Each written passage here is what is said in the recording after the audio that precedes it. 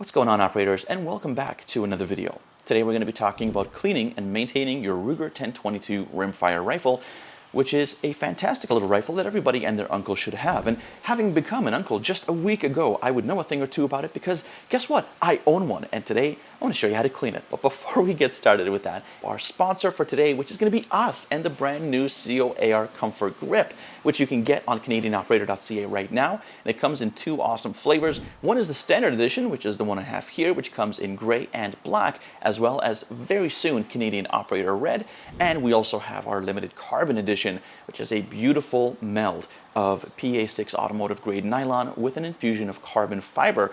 I've only got a few of those left as of the filming of this video, and they will not be coming back until later this year. If you'd like to help support the channel, thank you so much in advance for doing so. I'll leave the link down below. That being said, let's go ahead and get started with today's video. Alright guys, so we've got the Ruger 1022 on the table, and unfortunately I was having some issues with my camera, so I have to do all this again. So the gun is already clean, but I'm going to take it apart and show you exactly what you need to do. Right, so first, before we do anything to the gun, we just want to get a few tools, and first you're going to need some CLP. So this is going to be kind of like your cleaner, but it also has oil built into it, so it's just basically a one-stop shop for cleaning, lubricating, and protecting everything inside your gun.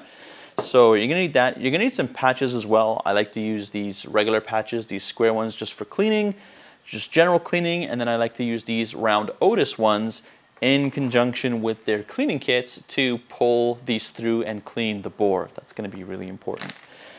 The next thing you're going to need is a little pin punch set, and again, I'm going to link all of this in the description below, so if you want to pick any of these up. These are really crucial because there's going to be pins in not just this, but many other firearms, and you're going to have to take them out. Best way to do it is with one of these sets. And then you're also going to need a way to get the stock here off of the barreled action. So in this case, it's going to be a 4mm hex, and that's pretty much it. It's just one bolt. It's very easy.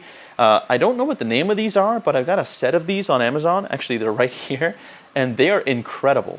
So I'm going to link these to you as well. I literally have done everything from firearm maintenance to building my sim rig with these, and they're phenomenal. So I'm just going to link these below as well. And last but not least, you're going to want to get yourself a little nylon cleaning brush. These are actually included in the Otis kits that I showed earlier, but I had to cannibalize this from one of my other kits because I actually lost one. So these are great because they won't damage your parts, and they do a good job at cleaning places where patches and cloths and stuff like that can. So with that said, let's go ahead and take this thing apart. The first thing you're going to need to do is just, well, first of all, make sure it's unloaded. You don't ever want to be dealing with a loaded firearm. And you're going to turn it around. Now, as you can see, I have a bit of a different stock on here. You may have the original stock. You may have one of the Pro Mag ones, which is actually this one. I also have the Precision stock, but it pretty much works exactly the same way. You've got your keyhole right there that you put your little hex key through, and you just go ahead and twist this. Now, this is actually a little bit tight, so I'm going to go this way. There we go. If I can just actually get it on there. There we go. So get that going, and then once it's kind of loose, go back in like this and just undo it. Now on some of these it's captive, like the bolt is captive, so it's not going to go anywhere. On some of them the bolt is not captive, which means that it is going to come pretty much all the way out. And if that's the case, just like anything else, small parts and stuff, you want to make sure that you're putting this in places where, well, you're not going to forget about it. You're not going to lose it. So I might be able to get it out. Nope. Okay, let's get a little bit more here.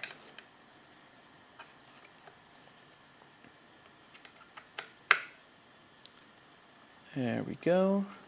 Kind of a weird angle, but we'll get it down here. There we go. All right, so that's your bolt, and that is it. It's literally really, really simple. The next thing we're going to do is we're going to pull this out of the action. And so the best way to do this is to go barrel first. So you're going to pull the barrel up, and then you're going to pull everything out this way. So I'm actually just going to give that a little push there. So there we go.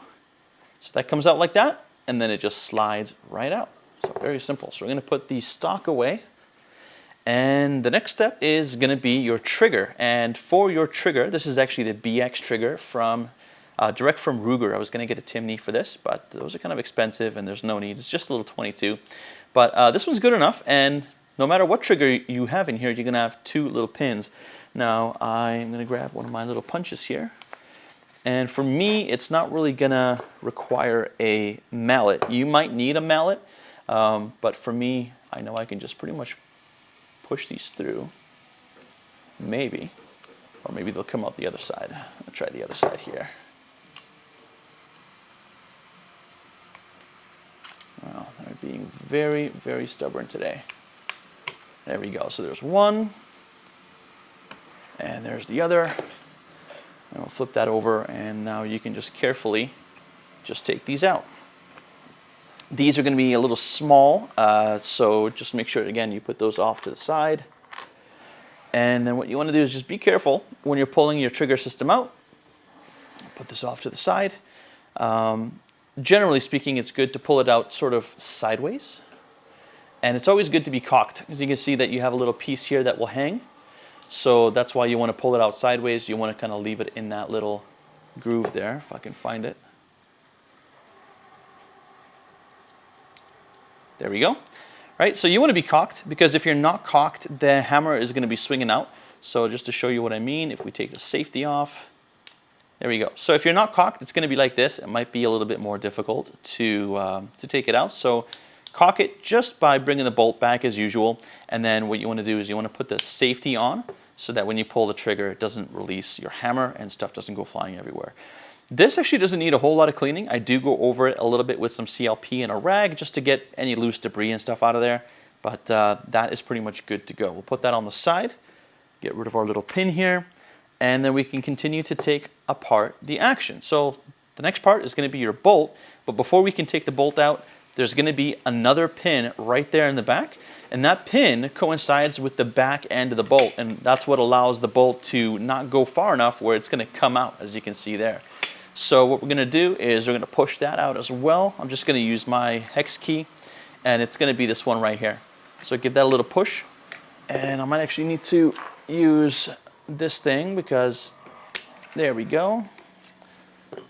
And then we're going to go ahead and just pull that out, and again, put that in a safe place. Just make sure that you don't lose this, because otherwise you're not going to put your gun back together. This one's a little bigger than the other two, so also keep that in mind. All right, so once you've got that out, you're able to take out your bolt. So what you're going to do is you're going to pull back on your charging handle here while also putting a little bit of downward pressure on your bolt. And then that bolt, you're going to grab from the bolt face and you're going to pull it up. It might take a little doing, but as you can see there.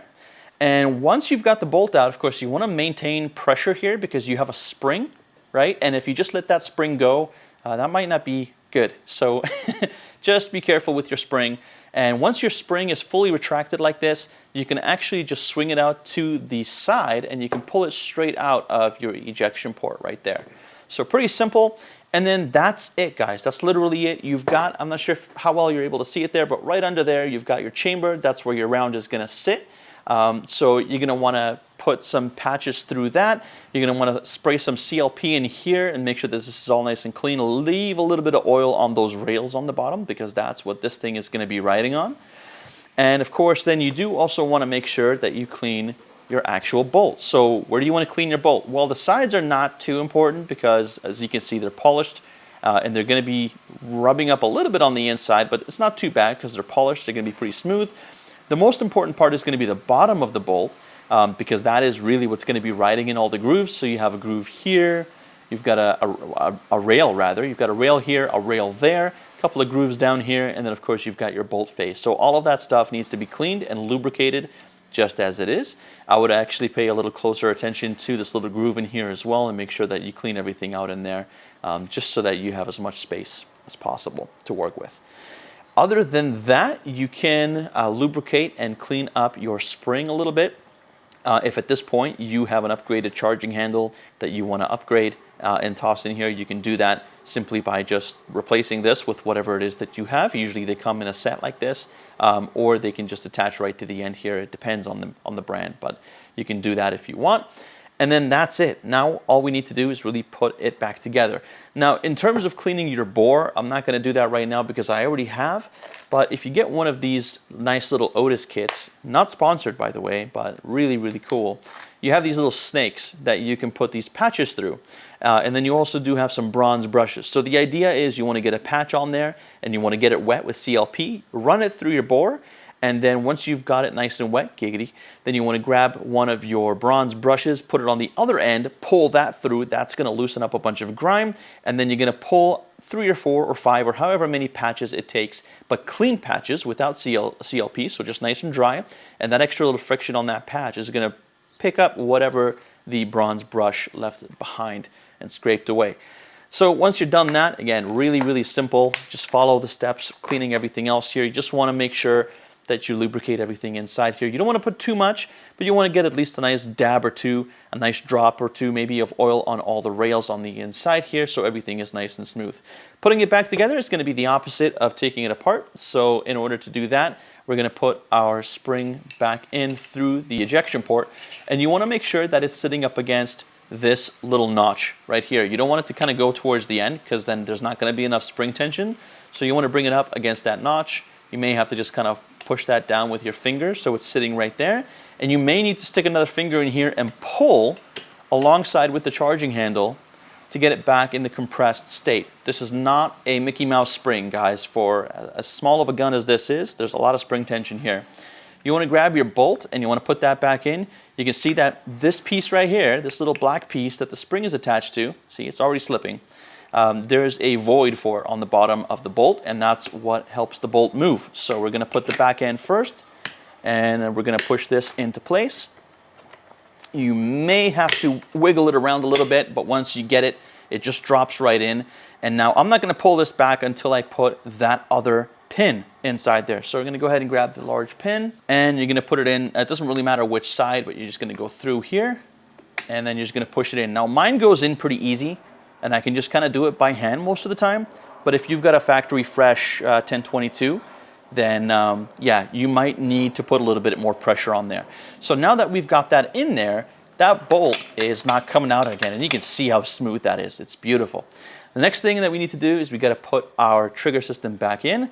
That is going to be pretty easy. Again, we want to kind of do it sideways, and you always want to make sure that you have this thing inside of its little groove here. It will try to fall out, so that's why we kind of put it in sideways so the friction kind of holds it in. And we want to make sure that the trigger pack is facing the barrel there, right? The bore. So we're going to put that in, and we're actually going to line up our 2 little holes here. So as you can see, we have 1 hole back here, 1 hole there, 1 hole right there, 1 hole right there. So these are going to get lined up. And now we are going to grab our little pins. I'll try to put the pins through if I can find it. There we go. All right, so the first pin's going to go through there. And that one actually went in really easy, surprisingly, but you may have to wiggle this around a little bit for that to go in. So then we're going to grab our second pin, and you're going to put that through as well. This one might be a little more tricky, but again, wiggle it around a little bit, wiggle this around a little bit. It should be a pretty tight tolerance. Again, be cognizant of the fact that these may actually just fall straight through, so it might not be a good idea to rest your firearm on its side like that. If you've been doing this, you know, for 20 years, these things have probably worn through their sort of tightness tolerances, then yeah, that might happen. But if you've got a relatively new firearm, you should be able to put them in by hand, and they shouldn't pop out on you. So we've got to put our stock back on. So we're going to put the stock over here, and we're going to do it exactly the same way that we took it out. So we're going to put the trigger in first, and we're going to kind of angle it upwards, and we're going to put the butt in at an angle. And in some cases, some of these stocks, they have a little bit of a wedge in here where you're not going to be able to put it straight down. It's designed to keep it from coming up like that. So you might have to put it in and push down, down being actually this way, before you can actually push this way. So once you've got everything situated in there, just give it a nice little push, turn it upside down, and then we're going to go ahead and get the bolt here started by hand. So I'll just go in by hand until it doesn't want to go anymore. If this is your first time doing this and you don't really have sort of a feeling for it, I'm doing that in air quotes, what you want to do is you want to keep an eye on the distance between your barrel here and the rest of the stock, and just make sure that the distance isn't growing, meaning that the barrel isn't being pushed out by you putting that bolt in. If that's happening, that means that you don't really have the bolt hole and the bolt lined up through the stock and going into the threading of the actual receiver. So you want to make sure that you can realign that again and then go ahead and put it in. But then that's it. That's going to be how to clean, take apart, maintain, and clean your Ruger 1022. It's very, very simple.